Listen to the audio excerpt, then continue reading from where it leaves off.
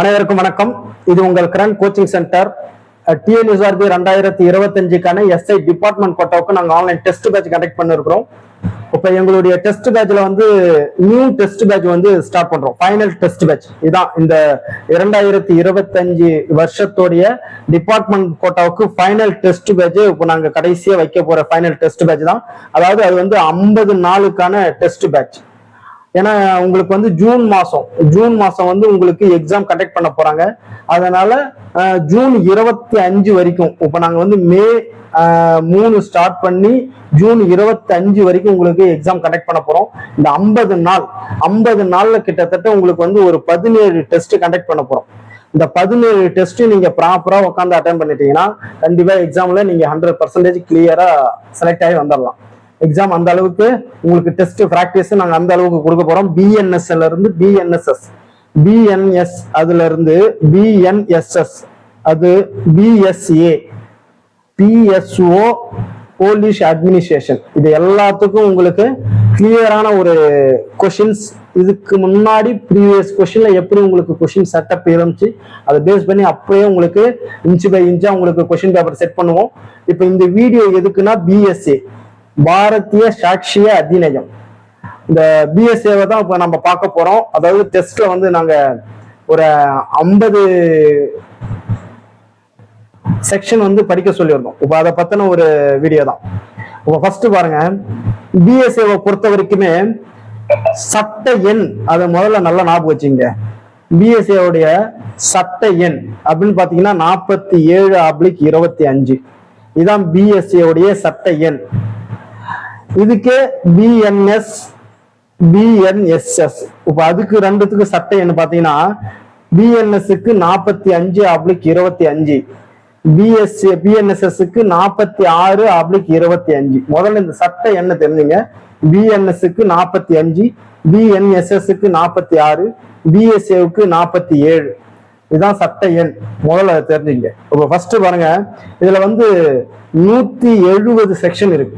பிஎஸ்ஏல 170 section இருக்கு மொத்தம்.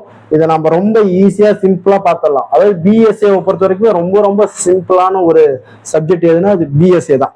எதையுமே நீங்க கடினம் நினைச்சு படிக்கவே முடியாது. ஒரு பிஎஸ்ஏவை படிக்க ரொம்ப கஷ்டமா இருக்குன்னு ஒரு மனசுக்குள்ள நீங்க ஃபீல் பண்ணிட்டீங்கன்னா அதை எடுக்கவே உங்களுக்கு டைம் ஆகும். அதை படிக்கவே உங்களுக்கு கடுப்பா இருக்கும். எதையுமே ஒரு சுவாரஸ்யமா ஒரு ஜாலியா என்ஜாய்மெண்ட் பண்ணி படிக்கணும்.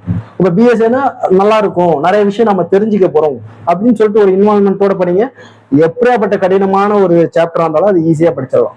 இப்ப பாருங்க, ஃபர்ஸ்ட் செக்ஷனை பாருங்க, குறுந்தலைப்பு. அப்ப பாருங்க ஃபர்ஸ்ட் செக்ஷனை பாருங்க, குறுந்தலைப்பு. ஃபர்ஸ்ட் செக்ஷன் வந்து குறுந்தலைப்பு, பொருந்துகை மற்றும் தொடக்கம். குறுந்தலைப்பு, பொருந்துகை மற்றும் தொடக்கம், இதுல 3 சப்செக்ஷன் இருக்கு. அது ஒண்ணும் கிடையாது. இப்ப சப்செக்ஷன் 1 என்ன சொல்லுதுன்னா, சப்செக்ஷன் 1 என்ன சொல்லுதுன்னா, இது வந்து பாரதிய சாட்சிய சட்டம் அப்படின்னு அழைக்கப்படும். 2023 பாரதிய சாட்சிய சட்டம் 2023 அப்படின்னு அழைக்கப்படும். இது சப்செக்ஷன் 2 என்ன சொல்லுதுன்னா, இது எந்தெந்த நீதிமன்றத்துக்கு இது பொருந்தும் அப்படின்னு சொல்லும். 3 பாத்தீங்கன்னா, இது எப்ப வந்து அந்த அரசிதழ் பதிவு வந்து கொண்டு வராங்களோ அதுல இருந்து இது நடைமுறைக்கு வந்துச்சு அப்படின்னு அர்த்தம். இப்ப இது நடைமுறைக்கு வந்தது 1/7/2024. இது உங்களுக்கு கிளியரா தெரியும். அதுக்கு அடுத்தது பாருங்க, 2 சொல் பொருள் விளக்கம். 2 வந்து சொல் பொருள் விளக்கம். டெபினேஷன் ரொம்ப ரொம்ப முக்கியம். இப்ப பிஎன்எஸ்க்கும் சரி, பிஎன்எஸ்எஸ்க்கும் சரி, பிஎஸ்ஏவுக்கும் சரி, இந்த டெபினேஷனை பொறுத்த வரைக்கும் இதுல ஒரு கொஸ்டின், இதுல ஒரு கொஸ்டின், இதுல ஒரு கொஸ்டின், மொத்தம் 3 கொஸ்டின் இதுல வந்துடும். ஆனா டெபினேஷனை நல்லா படிச்சிங்க. அதுல எந்த ஒரு கன்ஃபியூஷனும் பண்ணி அங்க போய் தப்பு பண்ணக்கூடாது. இப்ப பிஎஸ்ஏல ஃபர்ஸ்ட் எடுத்த உடனே என்னன்னா நீதிமன்றம். நம்ம இதுல பிஎன்எஸ்எஸ்ல 10 வந்து ஹைகோர்ட்னு படிச்சிருப்போம். ஆனா இதுல பாருங்க, எடுத்த உடனே நீதிமன்றம். பிஎஸ்ஏல முதல்ல நீதிமன்றம். பிஎஸ்ஏல முதல்ல என்னது? நீதிமன்றம். 2வது பாருங்க, முடிவான நிரூபணம். நீதிமன்றத்தை பொறுத்த வரைக்குமே ஒரு யாரெல்லாம் நீதிமன்றம்னா யார் குறிக்கும் அப்படின்னா, நீதிபதிகள், நடுவர்கள் எல்லாருமே குறிக்கும். ஆனா இசைவு தீர்ப்பாளர்களை குறிக்காது அப்படின்னு சொல்லியிருக்கிறாங்க. இசைவு தீர்ப்பாளர் அனுமதி கொடுக்கிற அந்த தீர்ப்பாளர்களை குறிக்காது. அப்ப இசைவு தீர்ப்பாளர்களை குறிக்காதுன்னு சொல்ற எதுன்னு கேட்பாங்க, நீதிமன்றம் இசைவு தீர்ப்பாளர்களை குறிக்காது. இதனால ஞாபகம் வச்சுங்க. அப்ப நீதிமன்றம் இசைவு தீர்ப்பாளர்களை குறிக்குமா அப்படின்னு கேட்பாங்க. அப்ப இசைவு தீர்ப்பாளர்களை குறிக்காது நீதிமன்றம். அடுத்தது ரெண்டாவது பாருங்க, முடிவான நிரூபணம். ரெண்டாவது பாத்தீங்கன்னா முடிவான நிரூபணம், அதாவது இதெல்லாம் ரெண்டுல சப்செக்ஷன் 2A அது மாதிரி எப்படி வேணாலும் கேட்பாங்க. ABCDல கேட்கலாம், AAIல கேட்கலாம், இல்ல 1-2ல கூட கேட்கலாம். அதுக்கு உங்களுக்கு தேவையில்ல, நீங்க அடுத்தடுத்த பாயிண்ட் என்னன்னு தெரிஞ்சுக்கணும். இப்ப முடிவான நிரூபணம் ரெண்டு பாருங்க, முடிவான நிரூபணம். அப்ப ஒரு சங்கதி ஒரு சங்கதி மற்றொன்றை முடிவாக நிரூபிக்கிறது அப்படின்னு ஜட்ஜஸ் நம்புறாங்க அப்படின்னா அதை பொய்யாக்கும் வகையில சாட்சியம் கொடுக்கப்படுவதை அனுமதிக்க கூடாது அப்படின்னு சொல்றாங்க. அதாவது இதுதான் முடிவான நிரூபணம். அதாவது ஒரு சங்கதி ஒரு உண்மை மற்றொன்ற ஒரு விஷயத்தை நிரூபிக்குது அப்படின்னா அதை பொய்யாக்குற வகையில சாட்சியம் கொடுக்கப்படுறத அனுமதிக்க கூடாது அப்படின்னு சொல்றாங்க. அப்ப முடிவான நிரூபணம்ன்றது எது? 2 அடுத்தது பாருங்க, பொய்ப்பிக்கப்பட்டது.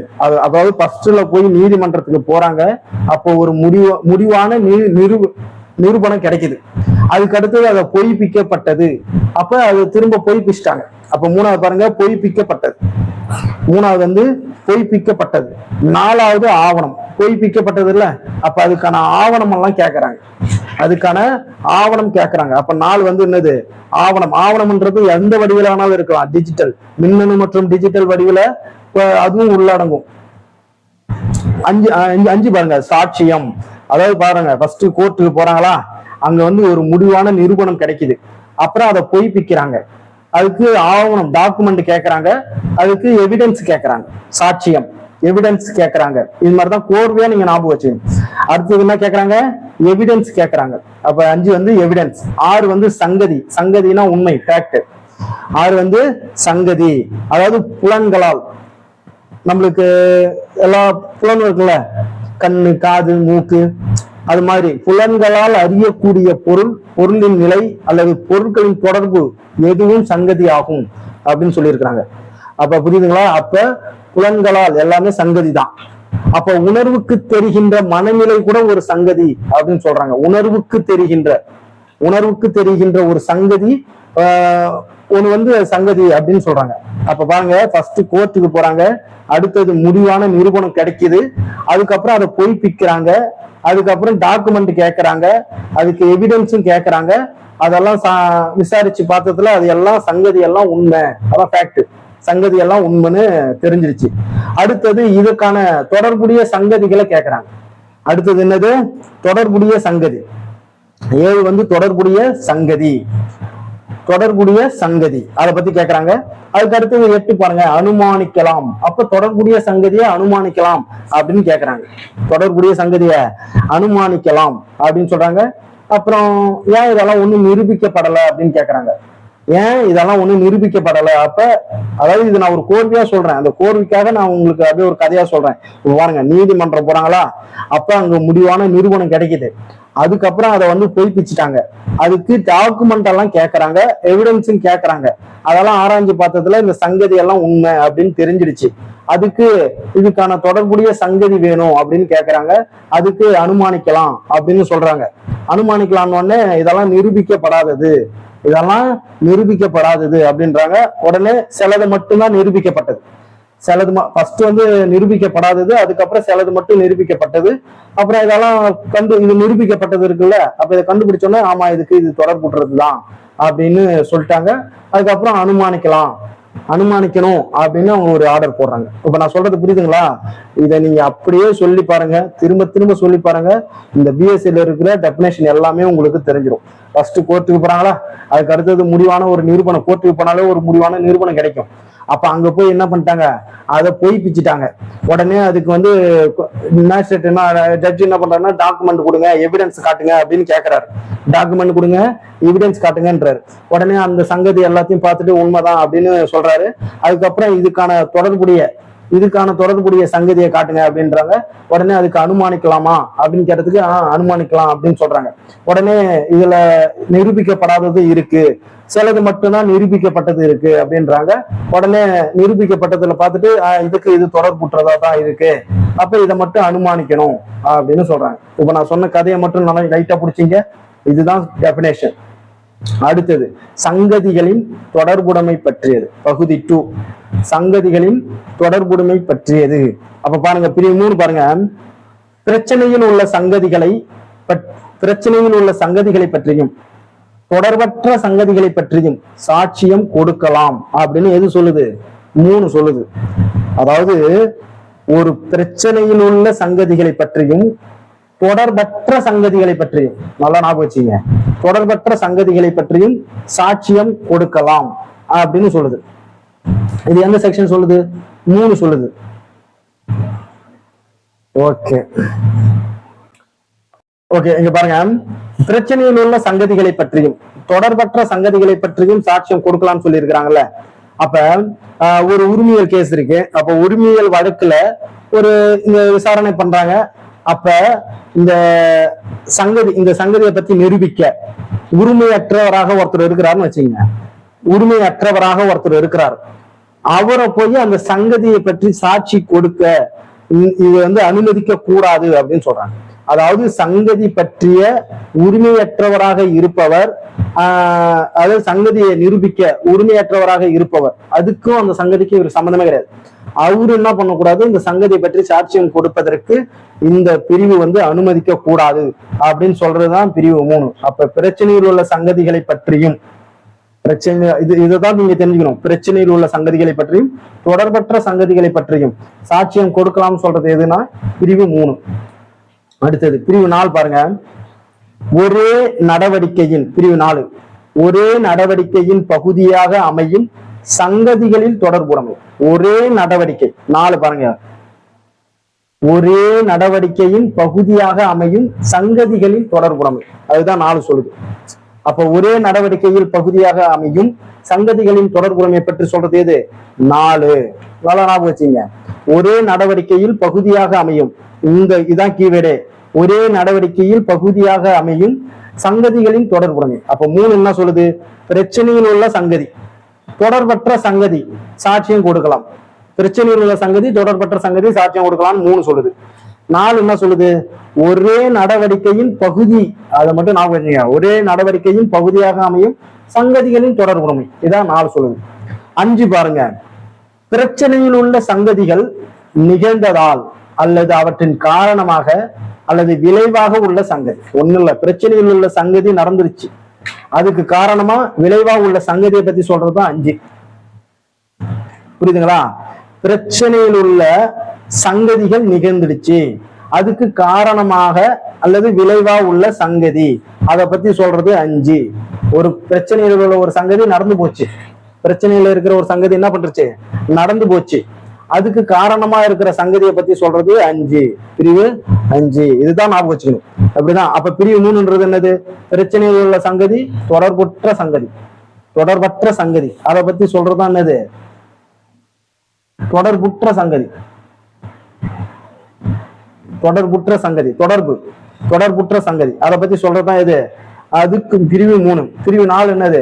ஒரே நடவடிக்கையில் பகுதியாக அமையும். நான் சொல்றதுதான் கீவேர்டே, இதுதான் நான் வச்சுனீங்க. ஒரே நடவடிக்கையில் பகுதியாக அமையும், அதை பத்தி சொல்ற சங்கதி, தொடர்புடைமையை பத்தி சொல்றது 4. 5 என்னது? பிரச்சனையில் உள்ள சங்கதி நடந்து போச்சு, அதுக்கு காரணமா அமைந்த சங்கதிகள் எது? அதான் 5.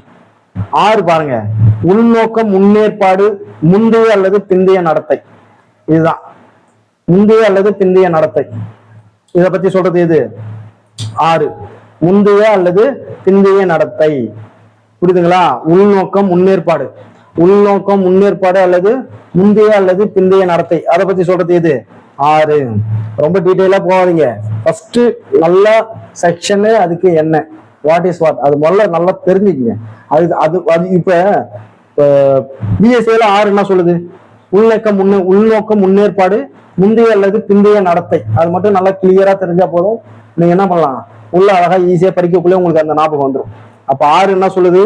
உள்நோக்கம், முன்னேற்பாடு அல்லது முந்தைய அல்லது பிந்தைய நடத்தை, அது சொல்றதுதான் 6. 7 பாருங்க, தொடர்பற்ற சங்கதிகளை விளக்கவோ அறிமுகப்படுத்தவோ அவசியமாய் உள்ள சங்கதிகள். புரியுதுங்களா? 7 என்ன சொல்லுது? 7 என்ன சொல்லுதுன்னா தொடர்புற்ற. 7 தொடர்புற்ற, போட்டுங்க, தொடர்புற்ற சங்கதிகளை விளக்கவோ அறிமுகப்படுத்தவோ அவசியமாய் உள்ள சங்கதிகள், அதை பத்தி சொல்றதுதான் 7. புரியுதுங்களா? அப்ப தொடர்புற்ற சங்கதிகளை விளக்கவோ அறிமுகப்படுத்தவோ அவசியமாய் உள்ள சங்கதிகள், அதை பத்தி. அப்ப தொடர்புற்ற சங்கதிகள் இந்த ஞாபகம் வச்சுங்க, விளக்கவோ அறிமுகப்படுத்தவோ, அதான் கீவேர்டு. அப்ப விளக்கவோ அறிமுகப்படுத்தவோ அப்படின்னு வந்தா 7 அடிச்சிருங்க. பிஎஸ்ஏல விளக்கவோ அறிமுகப்படுத்தவோ அப்படின்னு வந்தா என்னது?